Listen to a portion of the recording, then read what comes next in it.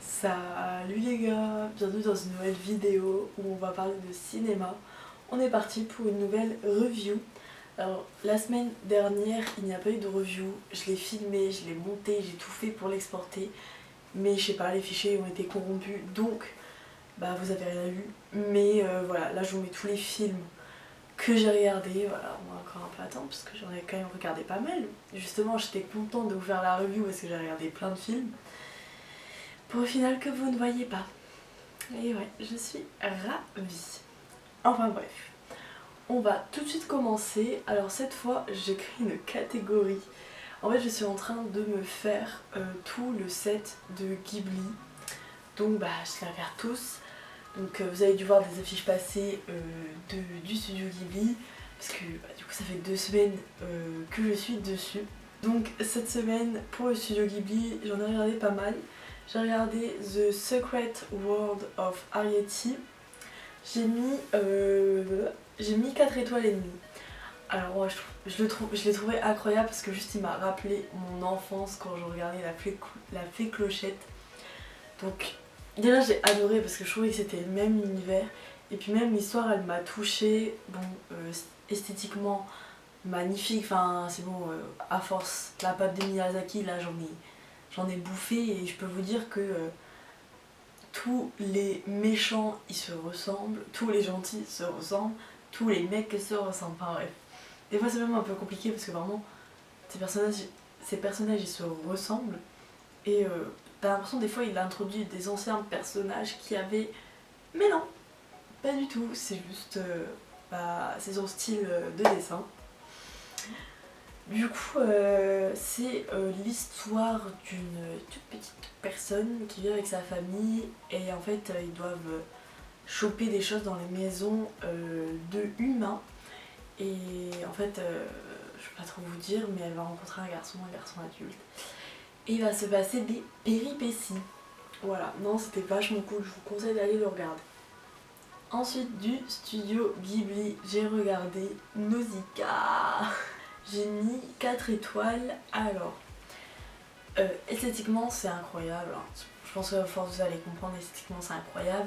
Surtout que là il a essayé en plus de créer un jeu de couleurs, donc avec les bleus et les rouges, qu'on découvre dès le début l'ouverture. Donc on découvre des génériques. L'histoire en gros c'est une histoire écologique, I think. Je ne suis pas sûre mais je pense. Donc je suis... Bref. Oui, donc en fait c'est juste une meuf trop badass qui va réussir à sauver le monde. Voilà. Vraiment mes résumés à chaque fois ils sont pépites et en même temps ça veut tout et rien dire. Donc on continue sur notre lancée. En fait il y aura presque que du Miyazaki, enfin du studio Ghibli. Écoute, j'essaye de me faire son putain de full set. Donc j'ai regardé Pom-Poko. Alors, j'ai mis 4 étoiles et demie. Pom-Poko, déjà c'est très dur à dire. Certes c'est très drôle, certes c'est décalé, c'est fait pour les enfants. Et bah non, ce n'est pas vraiment fait pour les enfants. Enfin, techniquement si mais non, parce que tous les messages cachés c'est les adultes qui les voient.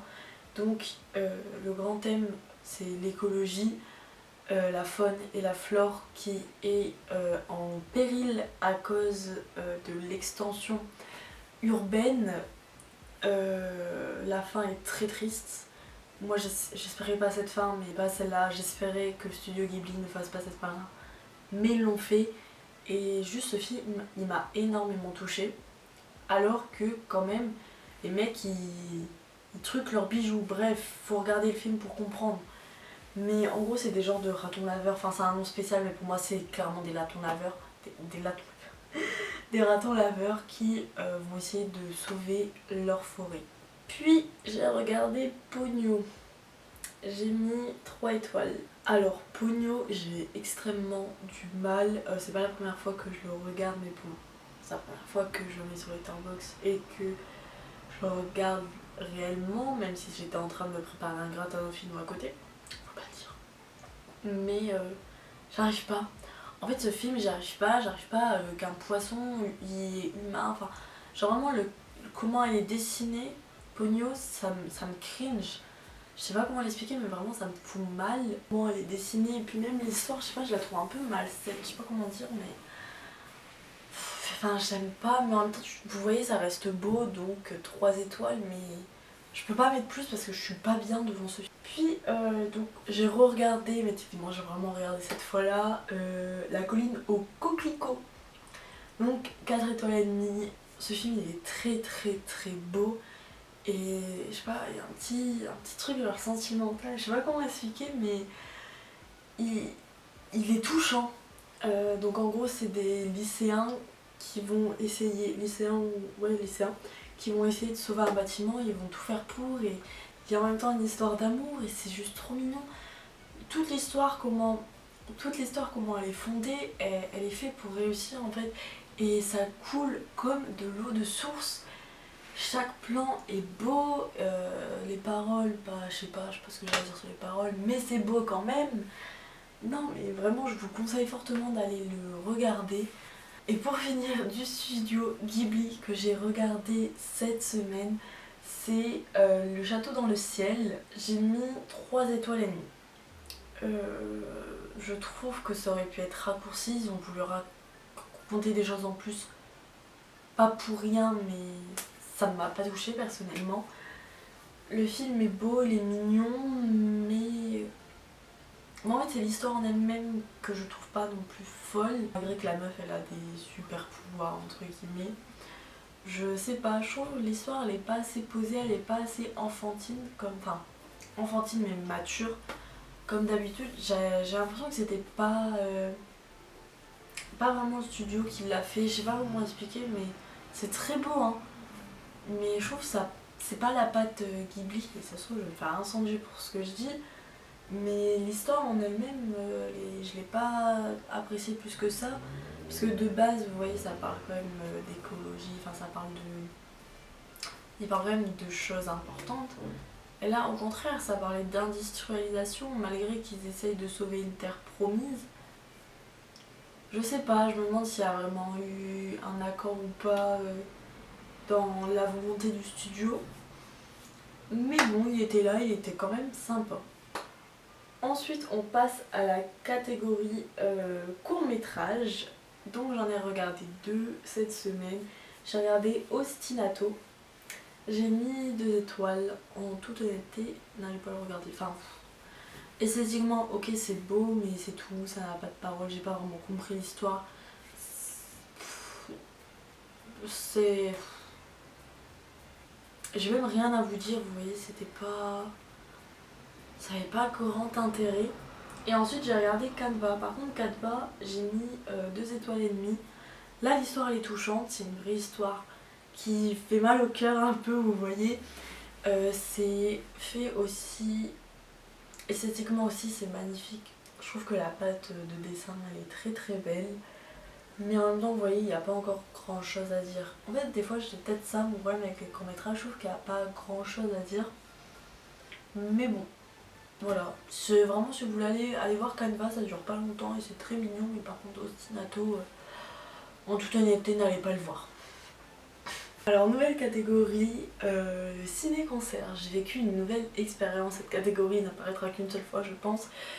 J'ai découvert du coup cette expérience d'un ciné-concert, j'ai été voir Harry Potter et la Coupe de Feu.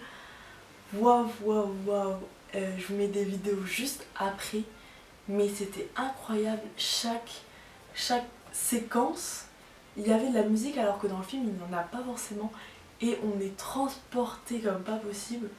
Je pensais que ce serait un spoiler de dire que Diggory il est mort. Du coup à sa mort, ça faisait longtemps que j'avais pas pleuré. Mais là avec la musique et tout, j'ai chialax. Non franchement c'est vraiment une expérience à vivre et je vous le conseille. Alors si vous voulez les Harry Potter, je sais que l'année prochaine, du coup il y en a un nouveau en fait chaque année, ils font les suites d'Harry Potter. Donc l'année prochaine c'est l'Ordre du Phénix. Mais waouh, non vraiment c'est incroyable. Après bon, j'adore Harry Potter aussi, donc le mélange des deux il était incroyable.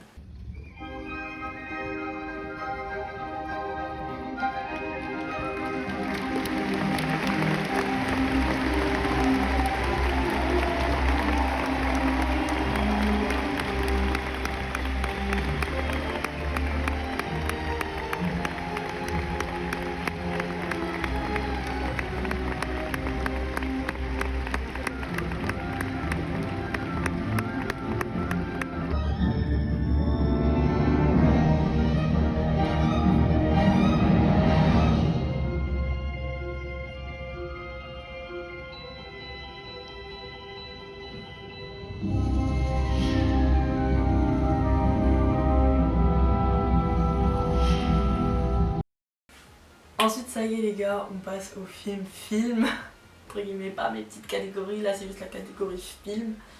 Alors j'ai regardé Scary Movie 1 et 2.